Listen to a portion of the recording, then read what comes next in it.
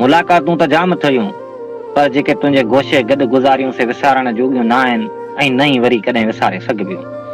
हाराणी अॼु बि जॾहिं कलम जे कंध ते उदास आङिरनि प्यार जे पने ते सजदो करायो आहे त कलम बि वॾे वक़्त लाइ सिधे थियण जो सोचींदो बि न आहे।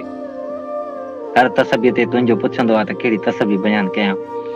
उहा मुंहिंजे रूह जी राणी सच इहो आहे त मुंहिंजे चपन में एतिरा लफ़्ज़ न आहिनि चुणिया जो कलम जे कंध में हार विझी तुंहिंजे सूहनि जे फुल्कनि ते में खणी हाज़िर थियां। सोचींदो आहियां त तूं ते छा लिखां, कीअं लिखां, कहिड़ी तरतीब सां लिखां, कहिड़ो उनवान ॾियां, किथां शुरू थियां, कुझु बि सम्झ में न ईंदो।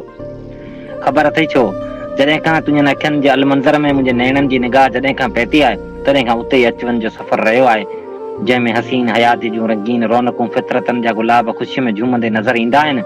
तुंहिंजनि अखियुनि में मूं सदाईं उहे ख़्वाब ॾिठा जेके मूं सदाईं पंहिंजनि अखियुनि में सजाए सवें सालनि खां सफ़र में हिकु हमसफ़र जे तलाश में रोरड़ा कंदो रहियसि।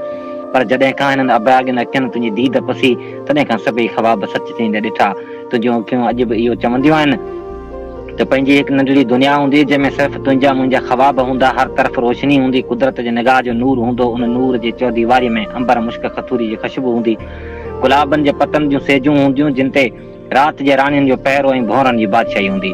न कंहिंजे गलनि जे ॻोठ ते लुड़क लीका पाईंदा, न कंहिंजे चहिरे जी चांदाण जी रोशनी घिटिबी, हर तरफ़ चौबोल पंहिंजे चाहत जा हूंदा, जिथे न कंहिंजे गिला हूंदी, न कंहिंजी हथां वॾाई हूंदी। तुंहिंजे अखियुनि में सदाईं हिकु ई ख़्वाब ॾिसंदो आहियां।